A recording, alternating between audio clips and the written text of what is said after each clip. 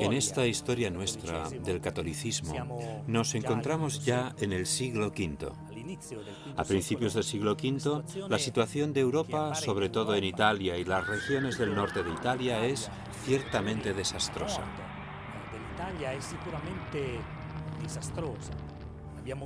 Hemos visto que las vías de comunicación ya no funcionan.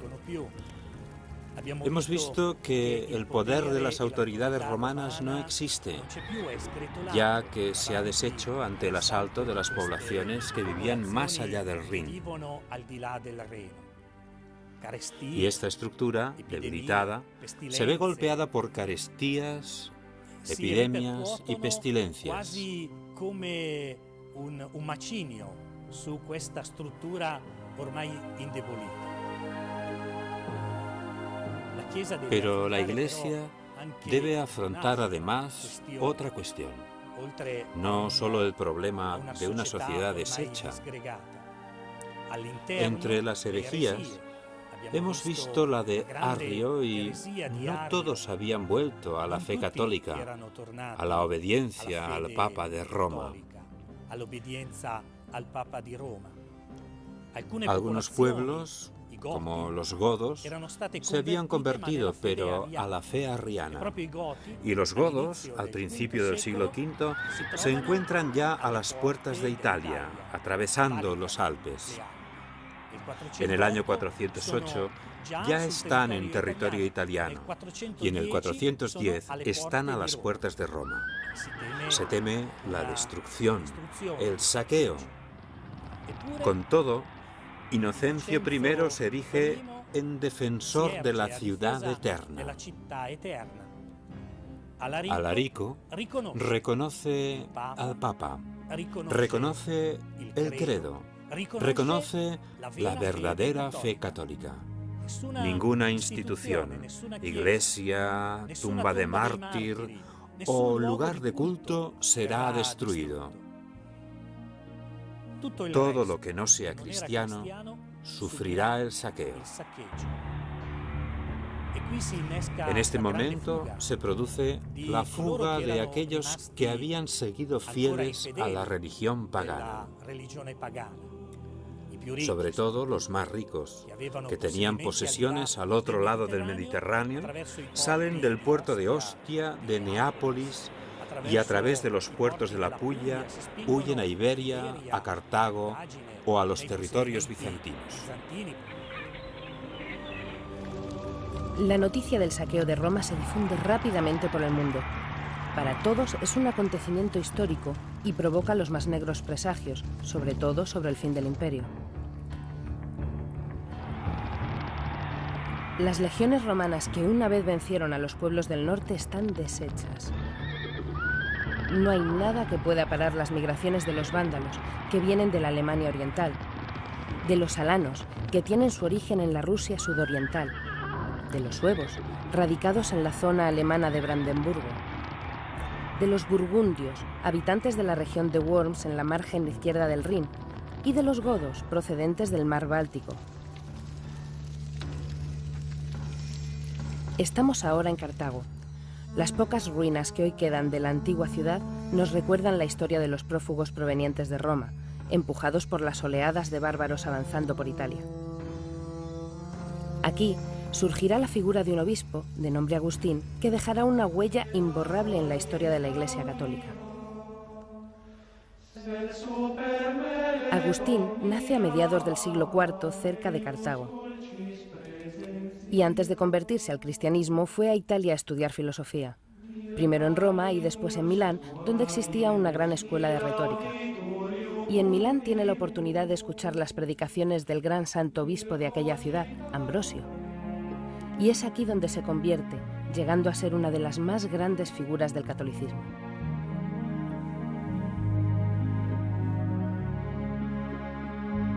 Cuando San Agustín llega a Milán, se encuentra en una situación bastante desesperada. Le parece que toda su búsqueda anterior ha sido en vano, ante la imposibilidad de encontrar la verdad.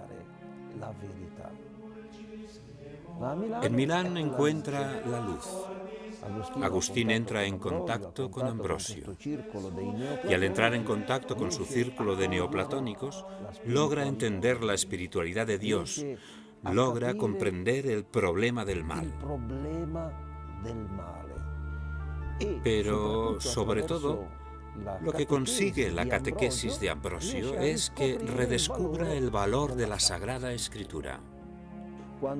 Un día, San Agustín escucha a unos niños cantando el estribillo de una canción que decía «Tole lege, toma y lee». Toma en sus manos las cartas de Pablo, abre el libro al azar y encuentra aquel famoso capítulo 13 de San Pablo. Sabéis en qué tiempo vivimos y que ya es hora de despertar. Nuestra salvación está ahora más cerca. Revestíos del hombre nuevo que es Cristo. Y esta propuesta finalmente le convence porque entiende que es un don gratuito y total de Cristo. Este es el momento en que cambia su vida. Cristo se le muestra como aquel que cura la enfermedad de su libertad y le ayuda a amar, como dice él mismo, interiormente, totalmente, el bien, lo hermoso, la vida y todo aquello que el Señor le concederá tras este momento crucial.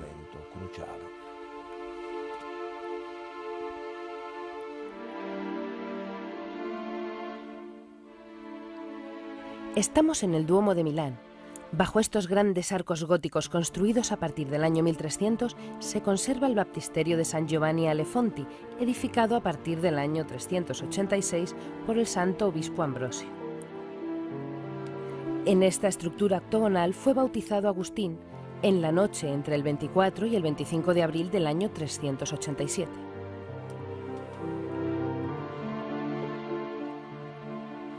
Después de ser bautizado, Agustín vuelve a África, donde funda una comunidad de monjes que deciden vivir en la pobreza evangélica y en la oración contemplativa a Cristo. En el año 395 es ordenado obispo. En el verano del año 429, 80.000 vándalos provenientes de Alemania Oriental y que habían permanecido algunos años en España, invaden el norte de África. En el 430 asedian la sede arzobispal de Agustín, Hipona. Agustín permanece junto a su pueblo y muere poco antes del saqueo de la ciudad. El cuerpo de San Agustín sigue siendo, en la actualidad, objeto de profunda veneración.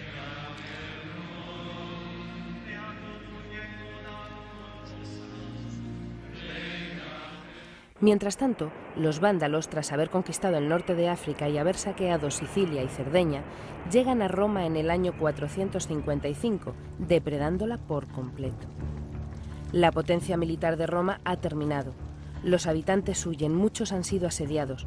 Los campos están abandonados o es imposible cultivarlos, dejados a merced de los bárbaros. En el año 476, Rómulo Augustulo, el último emperador romano de Occidente, es depuesto. Todo el imperio de Occidente se desmorona ante las oleadas de invasores. 4 años después del final del imperio romano de Occidente, en una de las zonas más hermosas de Umbría, en Nursia, una pequeña ciudad que conserva el recuerdo de aquella época, nace en una noble familia Benito. A los 16 años llega a Roma para estudiar, pero decepcionado por la decadencia y corrupción de la ciudad, se refugia en Subiaco, donde vive durante 3 años en la más absoluta soledad.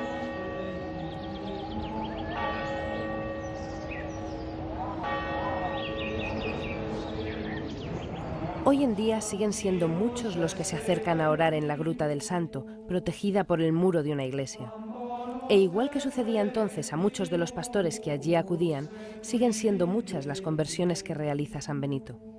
En aquel lejano siglo V, cuanto más se difundía la noticia de la presencia de este hombre y los hechos por él realizados, tanto mayor era el número de discípulos que deseaban vivir junto a él. Pronto, Benito piensa en organizar la vida de estos aspirantes a monjes según la regla de los monjes de Oriente. Así pues, decide construir casas llamadas monasterios donde poder vivir en soledad y oración. San Benedetto en Roma llevó una vida como la de cualquier otro joven. Estudiaba, tenía sus amistades y probablemente frecuentaba también compañías poco recomendables. Pero muy pronto se dio cuenta de que este no era su camino. Así que decide dejar Roma y venir a este valle. Llega aquí, a la gruta de Subiaco, y se acerca al monasterio del monje romano. Toma los hábitos y vive durante 3 años en la gruta de Santo Stecco. Este es el comienzo de la vida pública de San Benito. Comienza a reunir discípulos a su alrededor. Los primeros serán pastores, aunque entre las personas que acoge se encuentran incluso jóvenes patricios de la buena sociedad romana. Entre ellos recordamos 2 nombres, Mauro y Plácido. Poco a poco se van añadiendo nuevos discípulos y San Benito llega a fundar en este valle otros 12 pequeños monasterios dispersos por las montañas, cada uno con 12 monjes y un abad, un poco como los apóstoles en torno a Jesús. Con toda esta actividad, San Benito logra la estima y el aprecio de muchas personas, pero también encontró la envidia de otros. Entonces, San Benito decide dejar Subiaco y marchar a otro sitio, llegando a Montecassino, donde existía un santuario pagano dedicado a Apolo, al que sustituyó por una iglesia.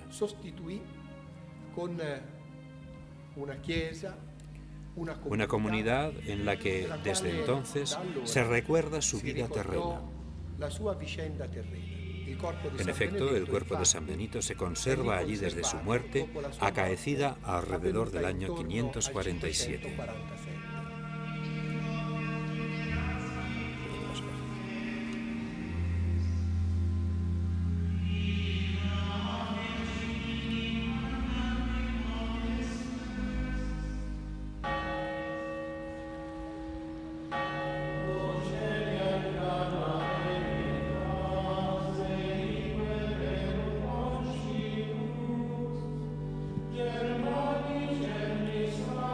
Ora et labora, oración y trabajo.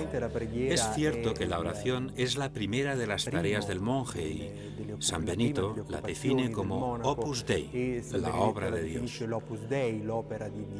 Pero también el trabajo, y en esto San Benito fue un gran innovador porque en el siglo VI el trabajo era competencia exclusiva de los esclavos, mientras que San Benito hace de él un instrumento de liberación, de salvación.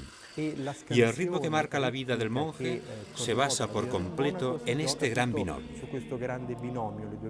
Las 2 grandes columnas de la vida monástica, pero de las que podemos decir sin riesgo a equivocarnos que son las columnas de la vida cristiana, la oración y el trabajo. Una santifica al otro. Estamos en el año 547. San Benito muere en su gran monasterio de Montecassino. Desde entonces, en Europa y en todo el mundo, han sido millares los nuevos monasterios en los que viven miles y miles de monjes y monjas. Estos monjes y monjas se inspiran en sus reglas, tanto hoy como ayer. Y aunque con diferentes hábitos y lenguas, igual que él, aún hoy organizan sus días y sus noches para que la humanidad no olvide el nombre de Dios.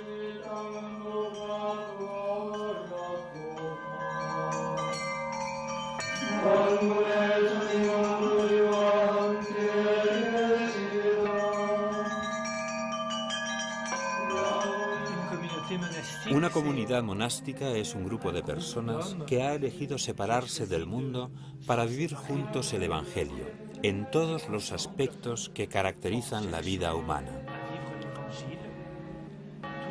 Lógicamente, en la búsqueda de Dios, pero también sencillamente en la vida comunitaria, en el trabajo. En el monasterio todo está construido en función de la vida de la comunidad. San Benito, que escribió la regla de los monjes, quiso que en el monasterio se encontrase todo lo que pueda servir para la vida cotidiana.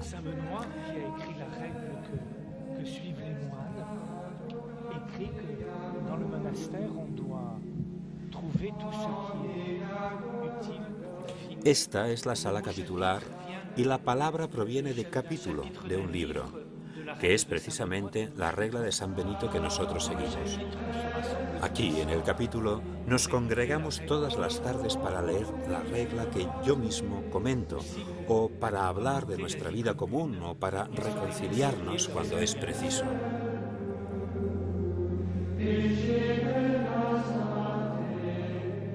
Ya anciano, Benito puede dar gracias al Señor por la multitud de discípulos de los que ha podido ser maestro y por la gran cantidad de monasterios que sus monjes han podido erigir. Montemarsico, Fondi Subiaco, Roma con 4 monasterios, Santa María de Farfa, Montesorate, Castelsantelias, Spoleto, Foligno, Ancona, Rimini, Rávena y por toda Europa. Pero la importancia de Benito y de lo que fundó en la vida de la Iglesia está en el hecho de que el monacato ha conservado y salvado la cultura occidental, ya que los monasterios y abadías permitieron que los habitantes de Europa occidental, devastada por las invasiones bárbaras, pudieran sobrevivir. Efectivamente, la Iglesia fue la única institución que sobrevivió en la mayor parte de los casos hasta nuestros días, tras aquellos siglos de devastación y barbarie.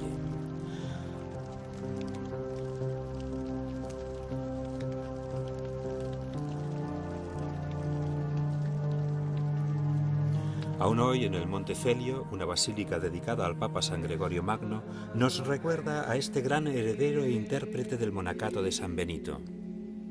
Y esta basílica nos recuerda que aquí hubo un monasterio, donde hace 1500 años un monje que llegó a papa legó a la Iglesia el canto gregoriano.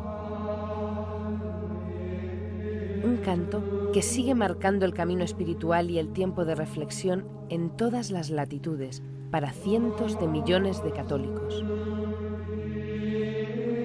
Un canto y un signo que partieron del monacato y han acompañado desde entonces los principales momentos de los más de 2000 años de la historia de la palabra de Jesucristo.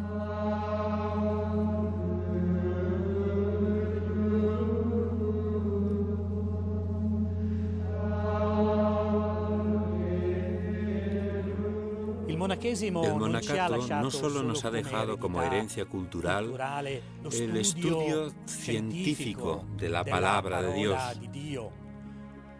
No solo nos ha legado el amor por la caridad hacia los pobres, también nos ha dejado el ejemplo misionero, llevar la palabra de salvación. Precisamente desde aquí, desde este monasterio de Roma, Gregorio Magno, que antes de ser papa fue también monje, envió a los 3 primeros misioneros a tierras inglesas. Y en Inglaterra nacerá una floreciente comunidad cristiana, fiel a la sede de Pedro, fiel a la fe profesada en el credo, fiel a ser ella misma comunidad cristiana anunciadora del Evangelio a los hombres. Ciertamente, la caída del Imperio Romano dejó un vacío, pero la Iglesia no solo llena con una estructura este vacío que se ha creado, sino que origina algo nuevo, con una raíz nueva y profunda. Es ella quien crea la unidad entre los pueblos de Europa. Es de esta raíz de donde surge una Europa diferente, diferente a la que el Imperio Romano había querido unificar. Es la palabra de Dios, el Verbo hecho carne quien crea esta unidad, no una estructura de leyes e instituciones. Y de esta grandísima novedad veremos el desarrollo que será asombroso. Es más, nos fascinará lo que los hombres y las mujeres han sido capaces de crear e inventar acogiendo el mensaje de Jesucristo. inventare.